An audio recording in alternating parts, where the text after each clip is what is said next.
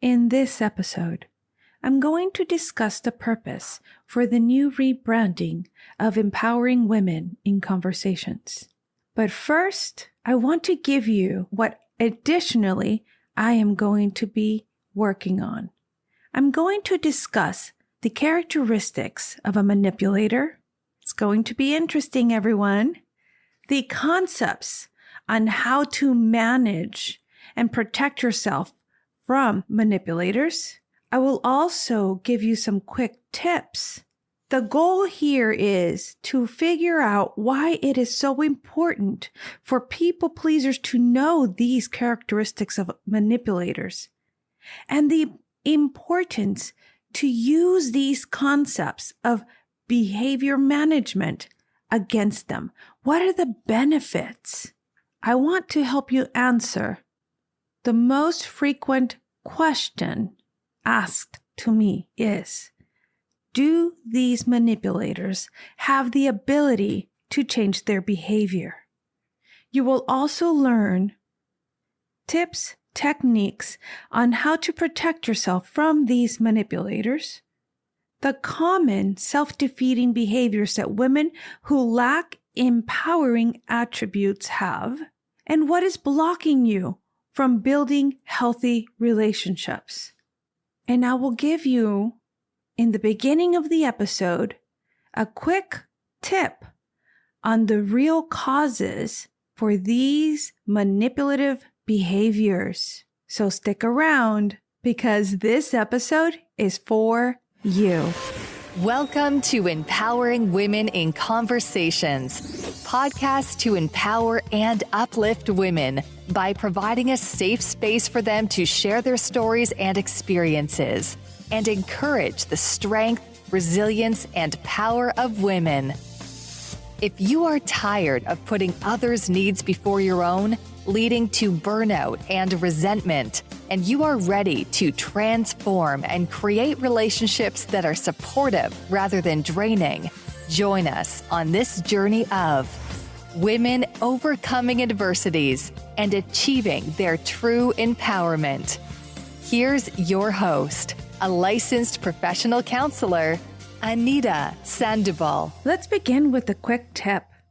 The common question, why do these manipulators do these things? Are they really the victims? Their emotions really so unmanageable? Or do those behaviors have a purpose? The reasons these manipulators have these inappropriate behaviors that are generally unwelcomed to people like people pleasers.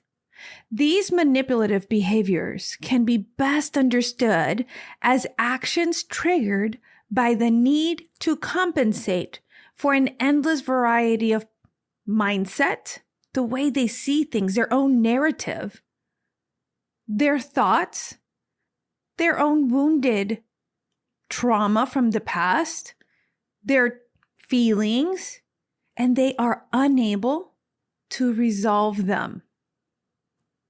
So it is not caused by you saying the wrong thing, doing the wrong thing, expecting too much, because you're unsympathetic to their feelings and can't empathize with them, because you don't understand them, because you refuse to listen to them, because as they might tell you that you fail to give enough of oneself, one's time, attention.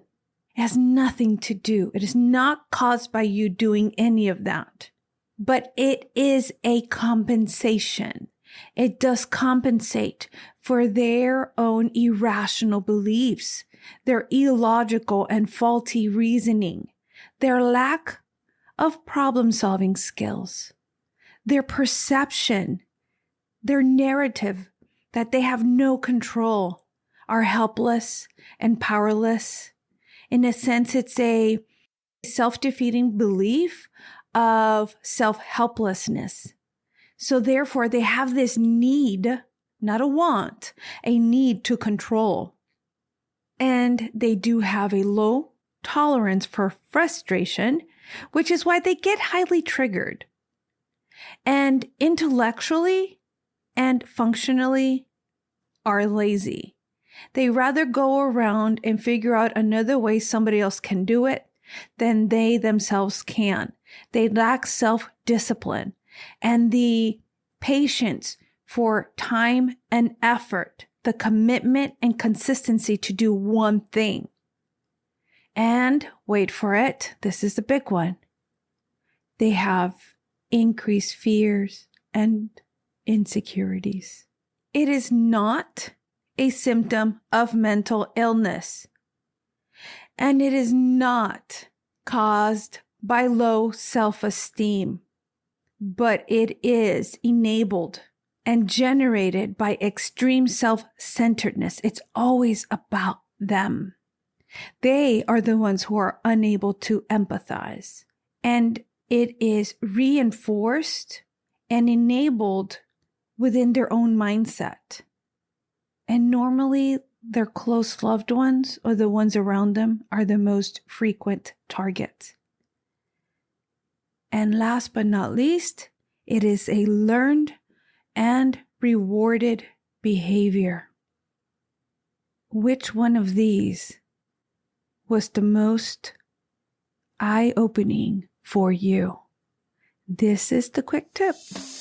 Love books?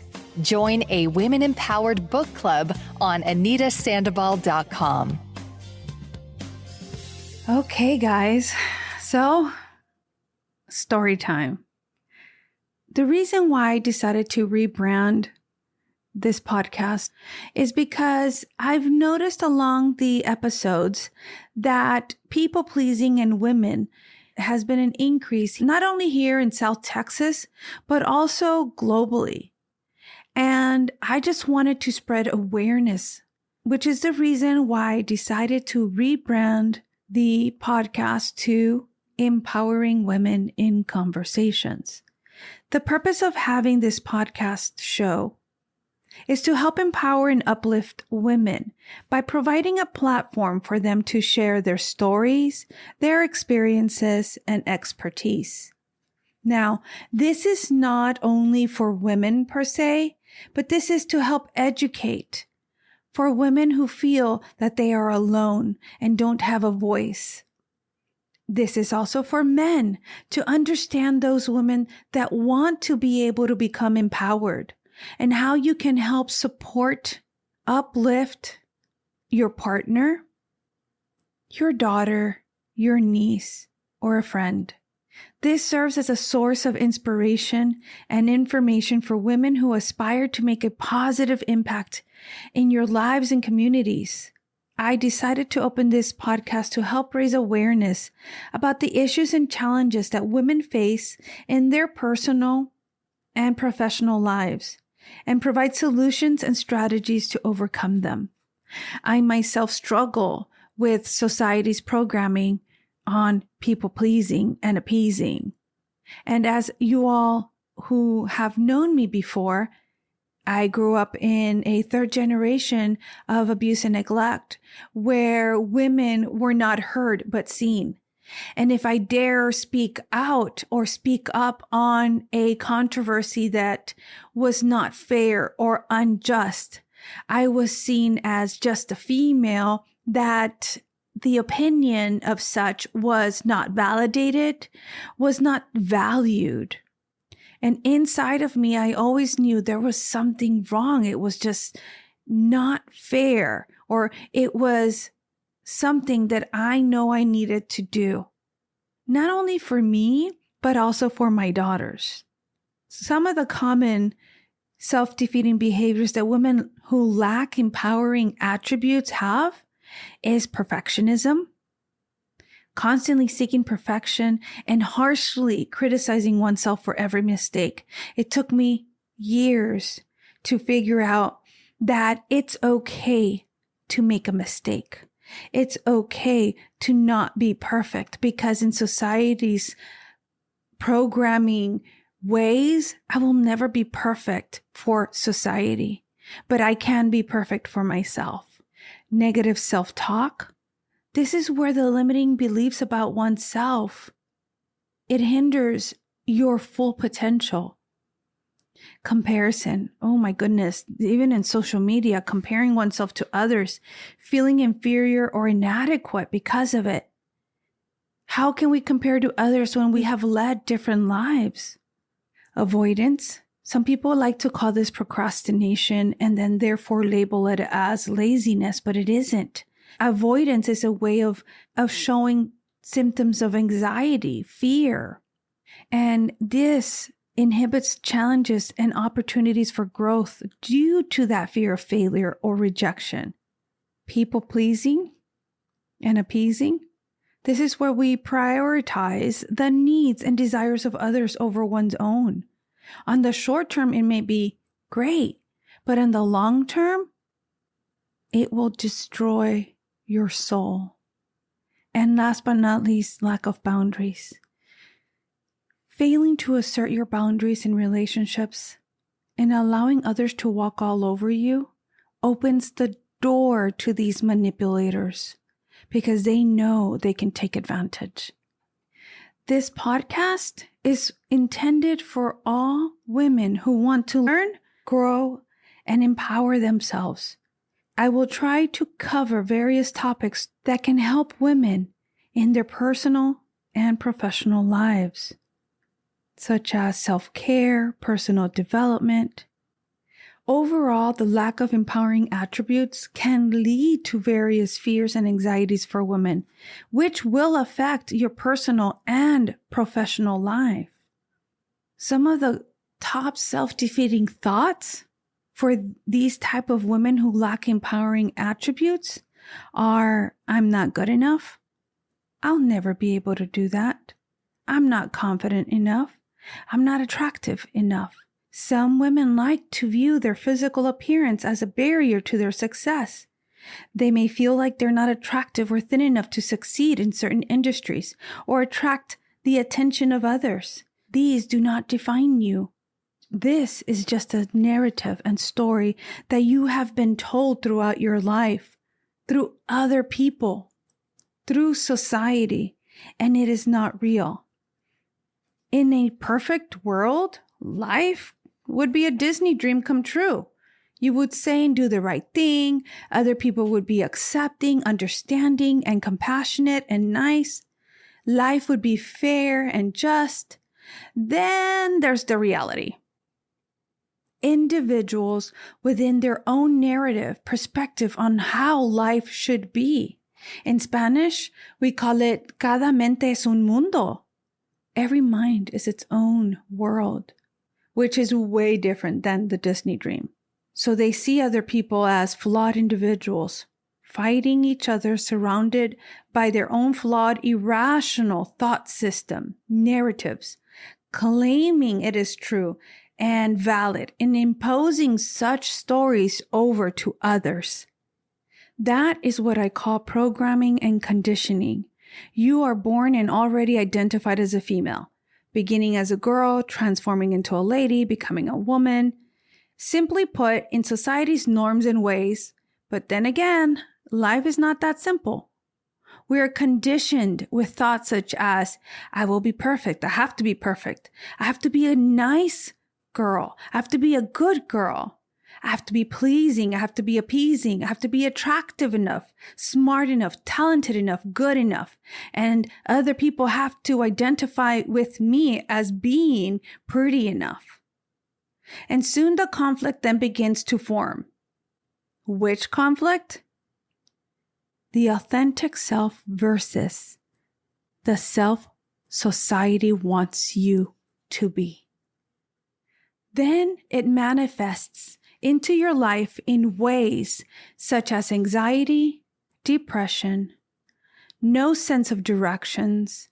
Dr. Shefali, as I will quote her, would say, soul erosion is a gradual process, a slow creeping, chipping away of our inner being, resulting in the inevitable death of all we know to be our truest selves. It is a disease that begins in childhood and spreads contagiously, especially in women. Each time we engage in programming, conditioning of people pleasing and appeasing others before our own. We suppress our inner truth. We engage in the erosion of our most precious treasure, our essence. Then we have these increased fears growing up because of it. Fear of being judged. Therefore, we lack the confidence and assertiveness because of it. Fear of failure, because we got to avoid taking risks. Because new challenges due to fear of not being successful. It has to be perfect. Women will learn balancing work, family, and personal life, how to build confidence and self-esteem, empowering and uplifting stories of other successful women. Overcoming adversities and becoming empowered, one conversation at a time. Characteristics of a manipulator. Number 1, victim stance. Here, the individual will view themselves as the victim in any situation, rejecting the idea that they are responsible for what has happened and should be held accountable for their actions. Number 2, injustice. This person constantly views things as unfair, thereby justifying their failure to follow the rules. And when they are challenged, they seek to make unfairness the focus, instead of dealing with the unacceptable behaviors.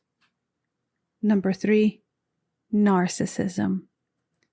Because of a complete lack of empathy and chronic demand for understanding them, they claim that no one ever understands them. They couple that with lack of empathy and a demand for understanding. They claim that your lack of understanding is the problem and not their behavior. They did nothing wrong. You did. Number 4, one-way boundaries. Here they define one-way boundaries by their own needs and not yours. They demand that everyone respect their boundaries, while routinely, habitually, they violate the boundaries of others. For example, they have to have privacy. You can't ask them any questions. You can't get to their phone. You have to respect them. But they can ask you as many questions. And you have to share with them your phone, passwords, or anything of that sort. Number 5, concrete transactions. Here, any boundaries that you apply to them is just meant for them to figure out a way on how they can push, stretch, and break those boundaries, those limits that you set. Because again, this is about them, not you. Number 6, pride in negativity, the pessimism.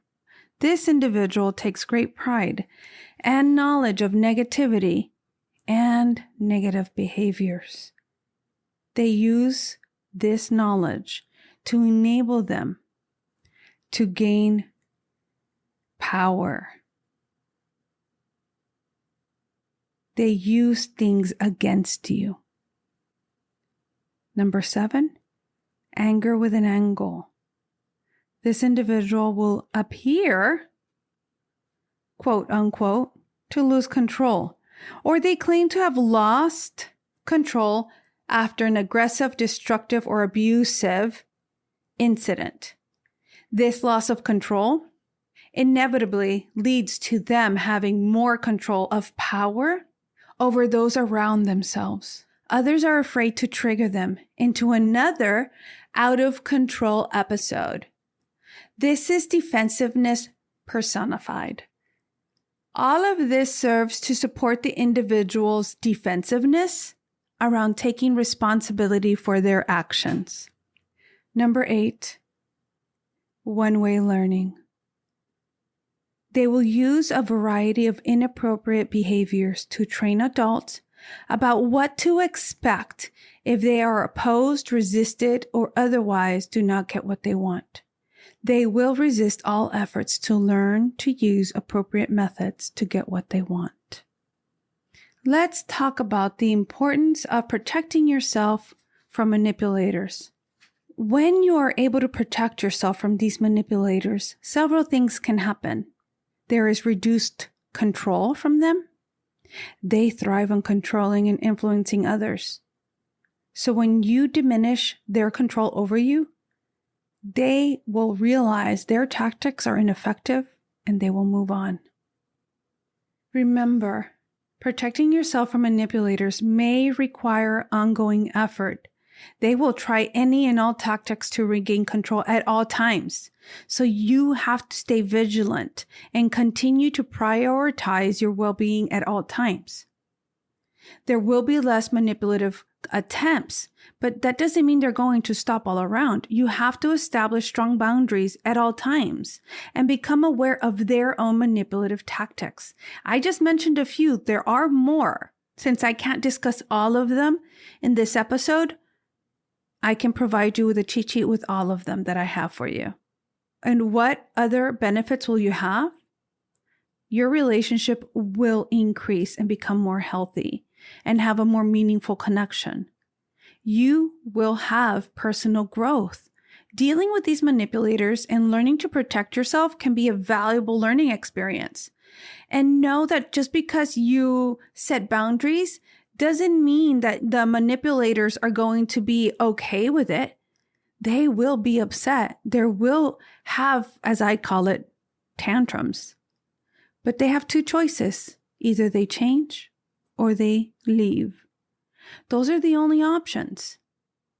If you continue to use the concepts from behavior management into making sure they don't take advantage of you, those are the only options left.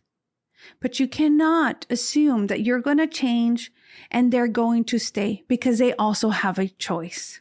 So let's answer that common question. Can manipulators have the ability to change their behavior? Yes. However, it's important to note that it is not easy. It takes time and effort, commitment and consistency. And if you learned in the beginning, that's one of the things they lack. They have to learn and implement new behaviors, which takes time to learn and it become habitual. And some manipulators may be open to changing their behavior if they realize the harm that they are causing, or if they want to improve their relationships. However, it is not guaranteed that all manipulators will be willing or able to change. It really depends on each individual circumstance and motivations.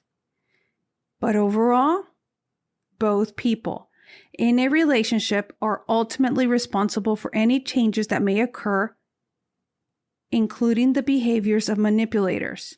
Each one can only be responsible for themselves, at best 50%, and that's it. The manipulator's behavior lies within themselves. They have to recognize the behavior, take ownership of it, actively work on it for the rest of their lives. And then you have to consistently set boundaries, communicate your needs and concerns for the rest of your life. Not enable that manipulative behavior. Both parties have to engage in this open and honest communication. Seek professional help if needed, but it does need commitment and consistency for personal growth and self-improvement in order to have and establish and build healthy relationships. Why is it important for people pleasers to know the characteristics of manipulators? So you could avoid codependency. People pleasers tend to be susceptible to codependent relationships. And when you recognize these manipulative traits, it does prevent people pleasers from becoming enablers or perpetuating codependent dynamics. So, knowing the characteristics of these manipulators is crucial for people pleasers to protect themselves, build healthier relationships, and grow personally. You can break free from this manipulation cycle and prioritize your own well-being. You can become more empowered. You can increase your boundary You can become identifying as an individual and not get enmeshed with these manipulators and lose yourself within them. And definitely you can start building healthy relationships by recognizing this manipulative behavior. Need further guidance? Connect with the host, licensed professional counselor Anita Sandoval on LinkedIn. Concepts to manage manipulative behavior. Number 1, accept no excuse for abuse. This is a non-negotiable. State this firmly and clearly whenever an excuse is offered for manipulative, unhealthy behaviors. Do not negotiate this matter at all means. This applies to any invasion of boundaries of any family, friend, or guest. And self-defense that abuses, manipulates other people, that's still abuse. That's still manipulative. 2 wrongs do not make a right, people. Okay. Number 2, direct and clear statements. Let's not get passive aggressive here, because I know you people pleasers love this. I know, because I would do it. At times I catch myself. Oh my goodness. When you want something to stop, change, you must be firm, clear, and direct. For example, say, don't talk to me that way. I will not allow this, and walk away. Don't be afraid of appearing powerless. If the other person responds negatively, hold them accountable for their behaviors, which is powerful no matter how the other person responds. You're yelling. I will not tolerate this yelling. Leave. You can't control them, but you can control your feet. You can control yourself. Number 3, disconnect. Cut off communication and contact immediately. If the other person is being disrespectful, annoying, obnoxious, manipulative, in any unhealthy manner, whatever you want to call it, turn around and walk away. You will not move forward until they take responsibility for their behaviors. Have them be accountable. No matter what, that is number 1 key if you haven't heard this already in these first 3. Have them be accountable for their behaviors. It is not yours to take. And literally say it like that. Your yelling is not my responsibility. Your voice, your body, your responsibility to manage it. Number 4, be empowered. Unempowered individuals can only become empowered through experiences. Don't just think it. Let's do it. Yes, it's going to come out, it's going to come out not perfect. Okay? In order to get it right, you need to get it wrong. Problem-solving skills, self-management skills. Those are what is needed to become successful, but you got to practice. Practice makes progress.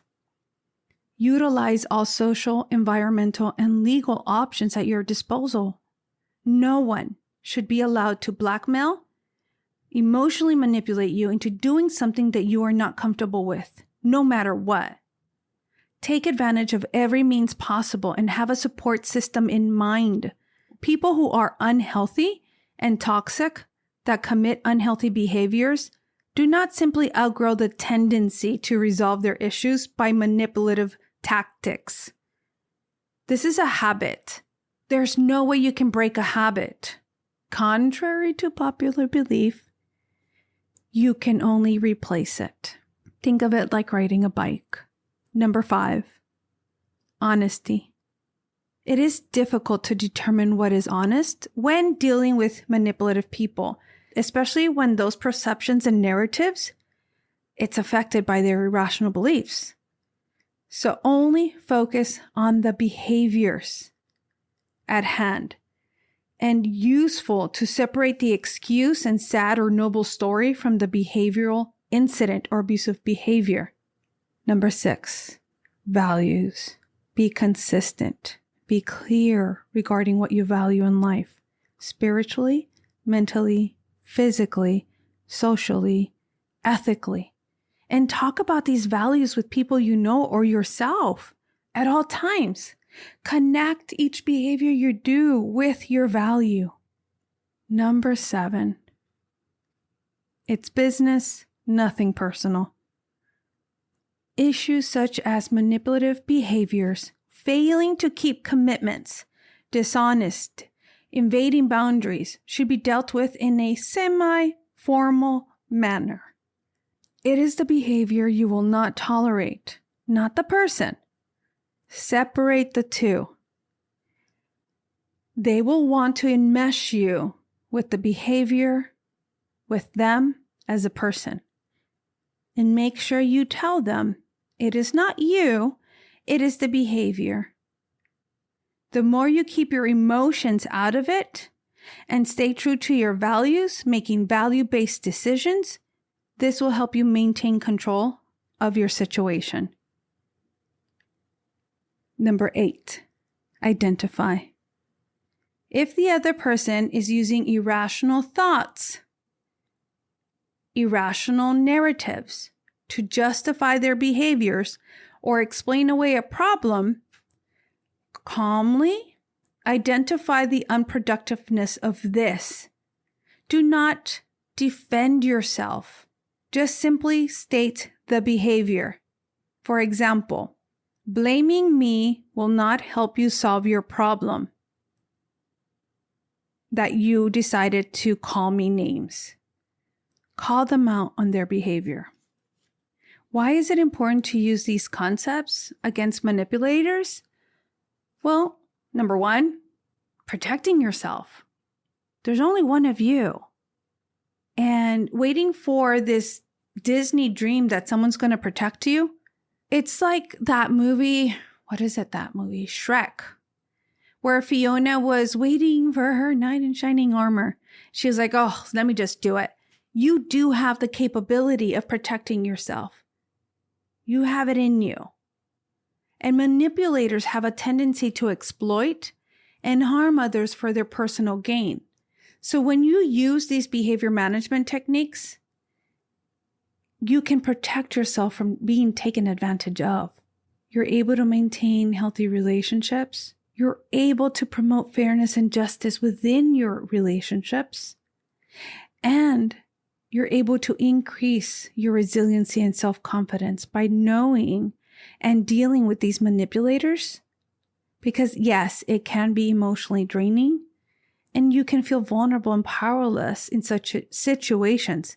But when you utilize these behavior management concepts, it will help you build resiliency and the positive thoughts that I am capable and I am enough and I am worthy. There will be more in the cheat sheet on the concepts of behavior management. So just click on the link in the podcast show notes for them. And I will leave you with this quote. It took me quite a long time to develop a voice. And now that I have it, I am not going to be silent. By Madeleine Albright. Until our next empowered conversation, we are brave, we are strong, we are compassionate, we are women empowered. Thanks for listening to Empowering Women in Conversations. This conversation has ended, but your journey to empowerment continues. Please share with someone you know who will find this conversation helpful and inspiring. And don't forget to subscribe so you don't miss an episode. Until our next empowered conversation with your host, licensed professional counselor, Anita Sandoval. And remember, we are brave, we are strong, we are compassionate, we are women empowered. Go out there and claim your power.